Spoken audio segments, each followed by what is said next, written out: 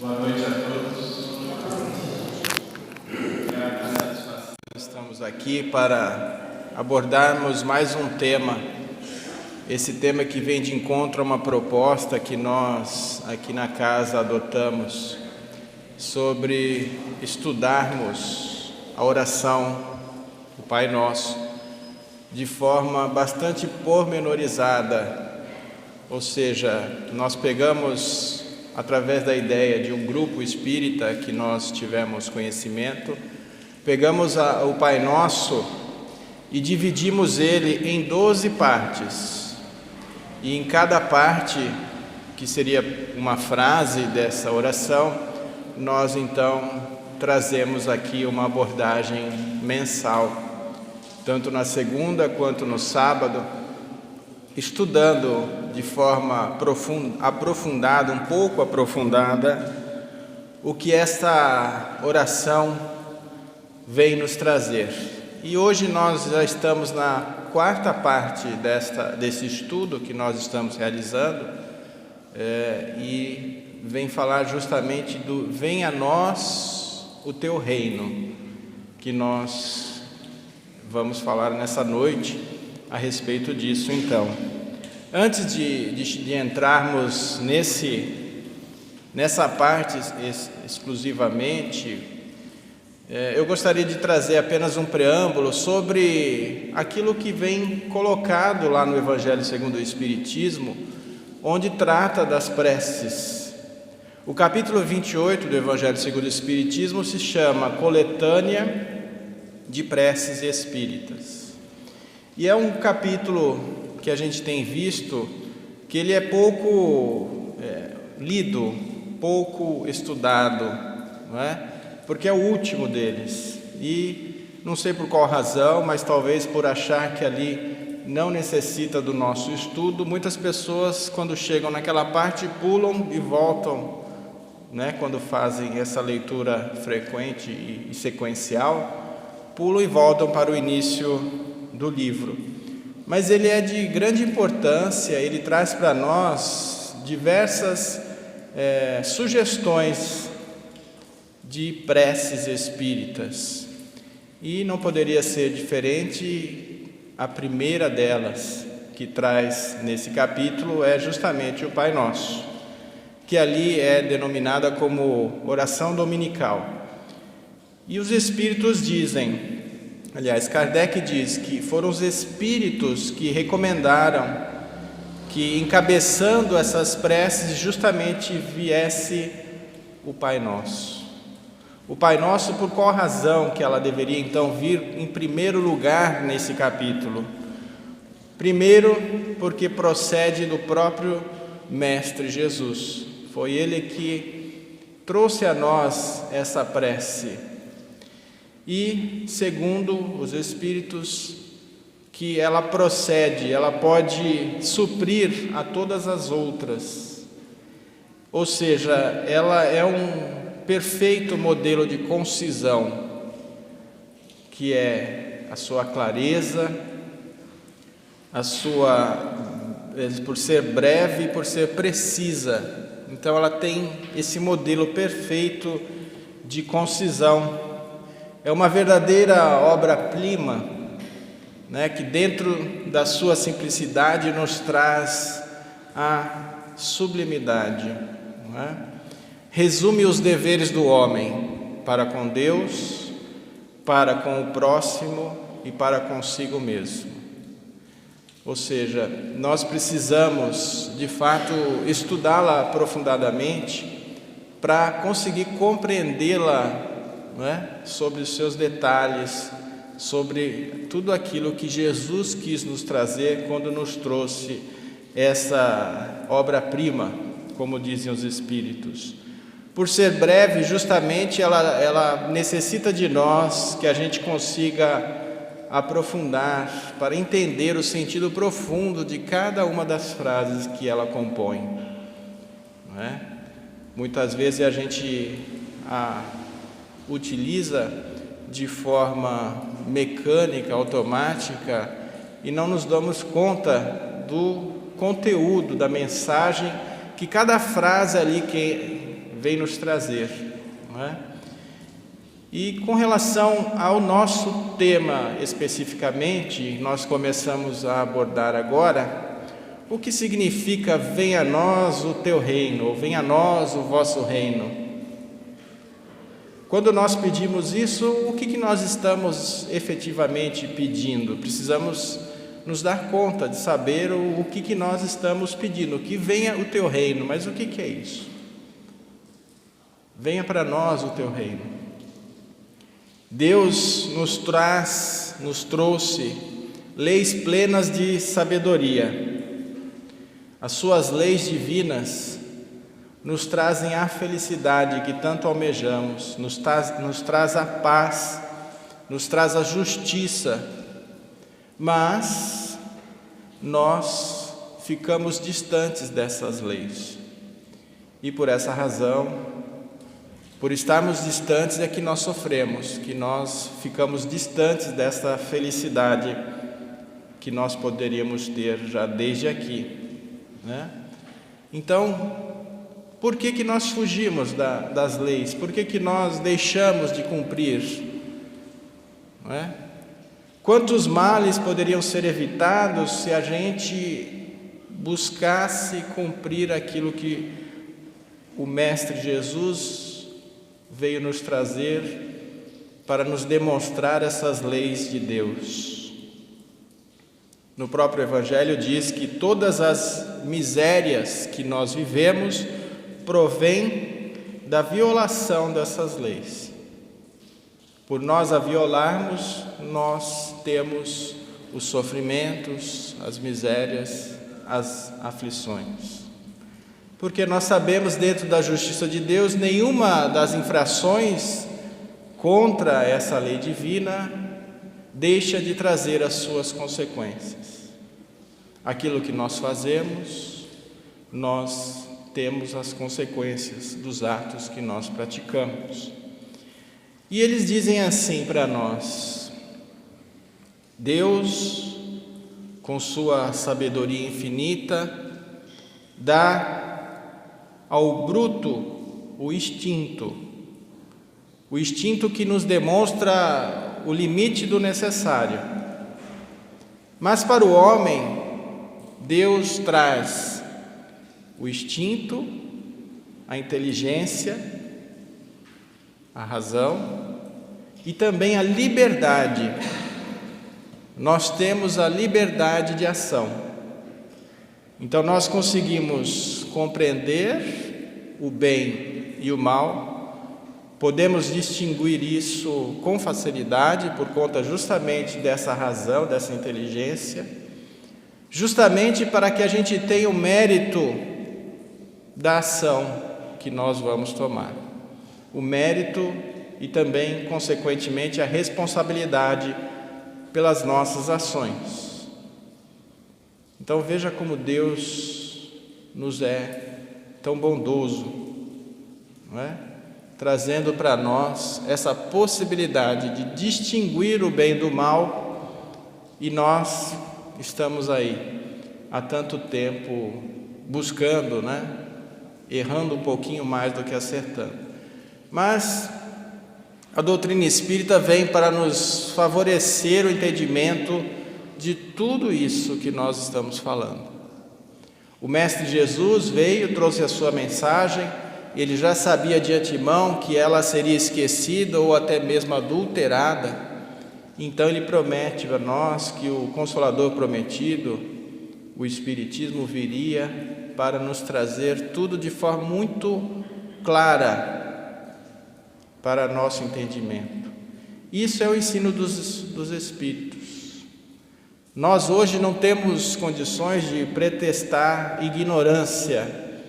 Se nós temos 30 minutos de estudo do Evangelho, nós já sabemos alguma coisa.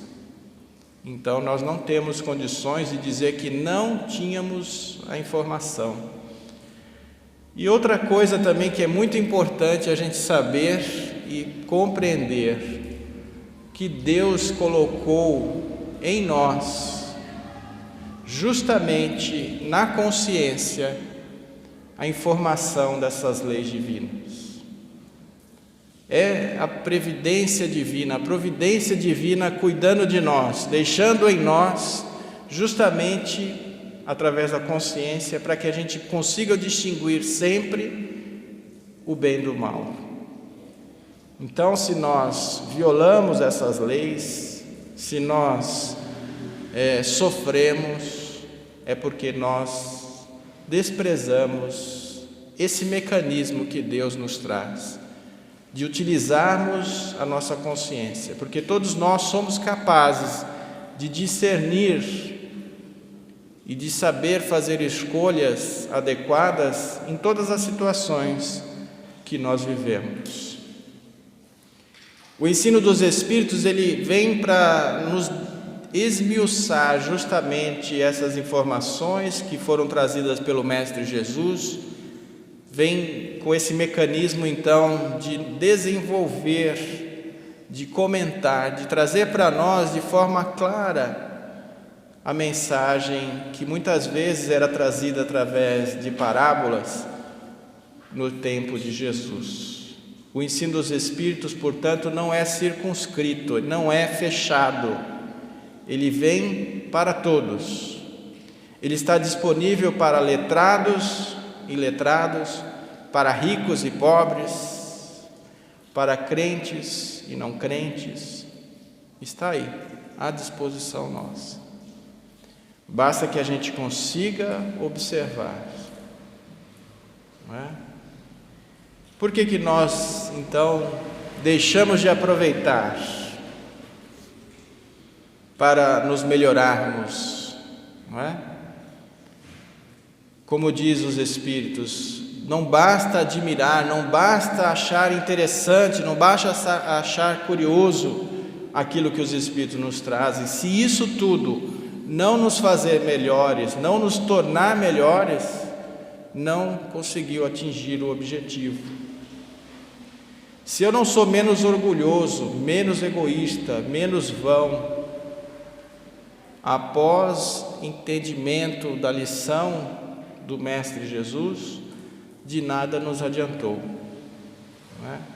Então o reino de Deus está aí, à nossa disposição, está dentro de nós, cabe a nós aproveitar. Mas os Espíritos dizem que no futuro, não muito distante, porque nós temos a eternidade, então a gente pode dizer que não é um futuro tão distante, mas que na Terra nós reconheceremos Deus como nosso Senhor soberano, e o reinado das tuas leis será o reino dele aqui na terra. Isso irá acontecer, quer a gente queira, quer a gente lute para que isso não aconteça, isso algum momento irá acontecer. E cabe a nós buscarmos então agilizar o advento desse reino em nosso planeta. No livro Viver em Plenitude, de Richard Simonetti, ele traz assim uma abordagem para que a gente possa pensar, porque é bom a gente trazer a abordagem dos outros, porque aí fica menos pesado, para não dizer que somos nós que estamos dizendo, são os espíritos, são os médiuns, aqueles que escrevem os livros, né? E ele diz assim, que as religiões cristãs anunciam o reino de Deus prometido por Jesus, e muitos esperam um decreto divino que transformará a terra num paraíso. Um decreto assinado ali como se fosse um legislador da terra, dizendo assim: está instalado o império do bem, revogam-se as disposições em contrário. Não é assim que funciona, não é? Não é dessa forma que vai acontecer. É necessário, portanto, que a gente tenha essa adesão ao reino de Deus. E Jesus disse para nós: o reino de Deus está dentro de vós. O que ele quer dizer com isso? A nossa consciência já está aí, basta que a gente desenvolva, basta que a gente busque acertar mais, que a gente busque entender a mensagem que Jesus nos trouxe. O Mestre esteve entre nós, governador da terra, não foi por outra razão do que demonstrar como se viver aqui na terra, quais são as atitudes que eu devo ter para estar justamente trabalhando o reino de Deus em nossos corações. Ele diz assim: o reino somente se estenderá sobre o mundo na medida em que se instale nos corações humanos. Então o reino de Deus tem que se instalar em nossos corações. Mais uma vez, um pouco figurativo, nada muito, é um pouco abstrato, né? Então a gente vai trazer concretude para que a gente possa entender qual é o nosso papel, enfim, nessa luta diária que nós vivemos. O que nós precisamos fazer para que o reino de Deus possa acontecer. E cada um de nós, aqui presente, temos o nosso papel nisso tudo. O Richard ainda completa, dizendo que nós estamos longe, e sim, estamos longe dessa realização, porque muitos são chamados, mas poucos os escolhidos. Ou seja, muitos ouvem a palavra do Mestre Jesus, mas poucos ainda se colocam como servidores do Cristo, disponíveis para o Cristo, não é? Mas nós podemos fazer uma degustação do reino de Deus se nós atendermos a essa convocação divina. Fazer a minha pequena parte, a parte que me cabe, aquilo que eu posso executar, para então eu ser uma peça importante dentro dessa engrenagem. Onde eu estiver, eu posso estar atuando como ferramenta importante do reino de Deus. No livro Caminho, Verdade e Vida, Emmanuel nos traz uma lição que diz assim: o Cristo não estabelece linhas divisórias entre templo e oficina. Toda a terra é seu altar de oração e seu campo de trabalho. Por louvá-lo nas igrejas e menoscabá-lo nas ruas, é que temos naufragado 1000 vezes por nossa própria culpa. Veja a mensagem que ele nos traz. Ou seja, eu atuar no reino de Deus somente num templo não resolve. Eu tenho que atuar no reino de Deus onde eu estiver, em todas as circunstâncias da vida, em todos os momentos do meu dia. Aí sim eu estarei trabalhando para o reino de Deus. Ele diz aqui: não há diferença entre o templo e a oficina. Não é só no templo que eu louvo a Deus. Eu louvo a Deus em todos os lugares que eu estiver, através da minha atitude acertada. Não é? Há 2000 anos, Deus nos enviou Jesus, nosso guia e modelo. Nós sempre falamos e repetimos isso, nosso guia e modelo. Mas ele é guia para onde? Ele é modelo de quê? É isso que a gente precisa refletir sempre. Que Jesus poderia muito bem trazer para nós a sua mensagem através de um seu mensageiro, mas ele mesmo, ele próprio, quis vir aqui trazer para nós a sua mensagem, mostrar para nós um roteiro de como nós nos dirigimos a esse reino de Deus, transformando a terra nesse reino dos céus. Nós não temos ainda a grandeza, não temos ainda a capacidade de compreender a grandeza desse presente inestimável que nós recebemos da providência divina, a presença de Jesus entre nós.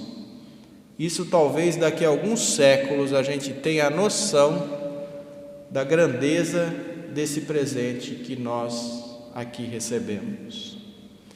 Para deixar mais concreto, eu achei curioso, interessante, um texto que nós retiramos do site Momento Espírita, lá do Paraná, não é? Nosso amigo sabe bem, e fala sobre o reino de Deus e nos traz assim uma abordagem bastante concreta. Como nós podemos aprimorarmos como pessoas, como espíritos que somos, o que podemos fazer? Esse aprimoramento, essa reforma íntima que tanto se fala dentro das casas espíritas, mas como que eu posso fazer isso? E essa mensagem que vem tratar do reino de Deus, ela diz bem assim, eu achei bem didática a forma que ele nos aborda, né? Que esse exercício de aprimoramento é devagar, lento, mas preciso. Ou seja, eu tenho que caminhar, sempre caminhar. É lento, porque nós estamos aí com séculos de sombra. Não podemos, da noite para o dia, nos transformarmos na luz que desejaríamos, mas precisamos fazer. Então ele pede que a gente faça um exercício de autoconhecimento, para entender, e nós sabemos, mas é bom a gente sempre estar se exercitando nisso, para entender quais são os defeitos ou quais são as virtudes que eu preciso desenvolver, quais são os defeitos que eu preciso deixar, ou melhor ainda, quais são as virtudes que eu preciso desenvolver. Esse autoexame é fundamental para entendermos como somos, de onde estamos partindo e aonde queremos chegar. Então esse exercício deve ser diário, como Santo Agostinho nos propunha. Então nós podemos aí escolher uma virtude que nós queremos desenvolver. Ele dá o exemplo aqui da paciência. Eu sei que aqui todo mundo é paciente, mas de repente pode servir para alguém que não veio hoje a gente trabalhar essa virtude até com que a gente consiga adquiri-la, não é? Então, como que é esse exercício? Eu preciso desenvolver a paciência. Eu não tenho paciência alguma. Eu vou deixar um tempo, eu vou estimar um tempo para trabalhar nessa virtude. Ele sugere aqui, por exemplo, 6 meses. Para trabalhar, não é para ficar paciente, é para trabalhar um pouquinho a virtude da paciência. Se fosse fácil assim, em 6 meses você se tornar uma pessoa totalmente paciente, seria muito bom.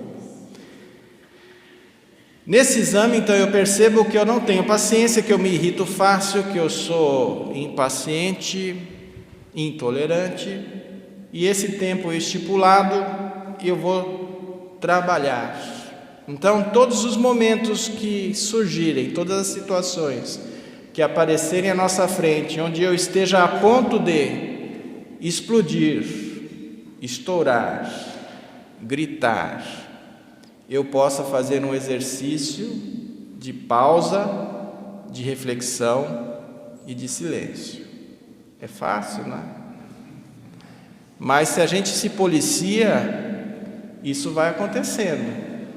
É lógico que muitas vezes, nesses 6 meses iniciais, a gente vai estourar, a gente vai explodir, a gente vai gritar, mas não podemos desistir. Esse exame diário do final do dia vai dizer: poxa vida, hoje eu explodi, mas amanhã eu sei que eu não vou mais fazer isso, e trabalhar a cada dia. Após os 6 meses, nós fazemos um novo exame. Fala: como estou? Estou um pouquinho mais paciente? Aí sim, a gente vai trabalhando o reino de Deus em nós. A gente vai conquistando as virtudes que vão nos facilitar a sermos esta ferramenta do reino de Deus. Eu faço um novo prazo, estipulo mais um prazo, porque eu sei que 6 meses para os nossos vizinhos vai ser muito pouco, e vamos trabalhando.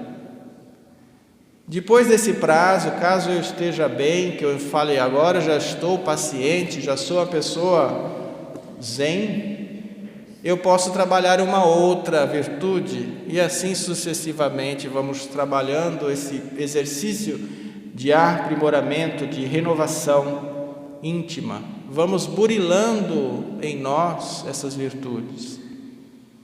Esse é um processo que vai permitir que o reino de Deus se faça em nossos corações. Então, é mais nesse sentido de a gente entender, porque às vezes a gente fala de forma figurada e sai daqui e fala, eu preciso trabalhar o reino de Deus em mim, mas de que forma eu faço isso? Trabalhando essas virtudes em nós. Uma outra abordagem que diz assim, que eu achei interessante, né? Façamos como plantinhas, como se a gente fosse plantinhas vindas lá dos céus. Os céus que a gente imagina um lugar belo, bonito, a gente chega num lugar ainda não tão belo e não tão bonito. Como que nós vamos agir? Nós temos 2 alternativas numa situação como essa. Nós podemos nos revoltar com essa situação, eu não quero ficar nesse lugar, esse lugar não é para mim, e aí murchar e tornar o lugar ainda pior. Ou eu posso ter uma outra opção, que essa é mais acertada, de oferecer o que temos de melhor, mesmo que aquele lugar não seja tão belo e tão bonito como eu gostaria. Então nós somos plantinhas lá do céu, que estamos num lugar e que nesse lugar, exatamente nesse lugar que nós estamos, é onde Deus nos colocou para florescer. Às vezes a gente acha que está no lugar errado, né? Na situação errada, na família errada, no emprego errado, na casa espírita errada. Mas o livro Ceifa de Luz, também de Emmanuel, traz uma mensagem escrita com o nome de Em Nossas Mãos, que nos coloca em nosso devido lugar. Entre outras coisas, ele diz assim: encontras-te no lugar certo, em que te habilitas a desempenhar os encargos próprios. Tens contigo as criaturas mais adequadas a te impulsionarem nos caminhos à frente. Aquele parente difícil, olha como que ele coloca aqui, ó, é a criatura mais adequada para te impulsionar à frente. Passas pelas experiências de que não prescindes para a conquista da sublimação que demandas. A gente fala, poxa, mas por que isso comigo? É justamente isso que eu preciso. É justamente isso que eu preciso para me sublimar, ou seja, para a minha redenção. Recebes os parentes e afeições de que mais necessitas para resgatar as dívidas do passado ou renovar-te nos impulsos de elevação. Os parentes, as afeições, são justamente aquele que a gente mais necessita para o resgate que nós precisamos. Vives na condição certa, na qual te compete efetuar as melhores aquisições de espírito. Sofres lutas compatíveis com as tuas necessidades de conhecimento. Portanto, nós estamos no lugar mais adequado para o momento nosso. Não estamos errados, não caímos de paraquedas numa situação. No Evangelho de Lucas, tem uma passagem que é bastante interessante, que eles dizem que Jesus comparou o reino dos céus ao fermento que uma mulher, tomando, escondeu em 3 porções de farinha. até que tudo levedou. 3 porções de farinha, veja só. Esse fermento vem nos representar o quê? O cristianismo. E o 3 porções de farinha. São os 3 milênios, que nós já passamos por 2, estamos no 3º milênio, e é justamente nesse 3º milênio que nós temos as informações que nós estamos nos encaminhando para esse mundo de regeneração, ou seja, nesse 3º milênio é que nós devemos produzir os frutos que Jesus aguarda, não é? Ou seja, é decisivo para nós. Jesus é a boa notícia de Deus, a carta viva de Deus para nós. Veio nos ensinar como viver. Veio nos trazer as informações que nós mais precisávamos para alcançar a felicidade, para alcançar a paz, não só a nossa, como a dos outros também. E aí a pergunta que nós fazemos: o que pode ser lido no nosso Evangelho? Como estamos, já que somos cópias dessa carta viva de Deus, que é Jesus? Como estamos vivendo? Ele veio nos mostrar o caminho. A pergunta é: estamos seguindo nesse caminho? Em qualquer posição que nós estejamos, dizem os Espíritos, dispomos sempre de certa faixa de tempo a fim de fazer o bem aos outros. Sempre temos uma pequena porção de tempo, sempre dispomos desse tempo para auxiliar e para fazer o bem aos outros. Que a gente tenha coragem de seguir, portanto, esse nosso irmão, nosso mestre maior.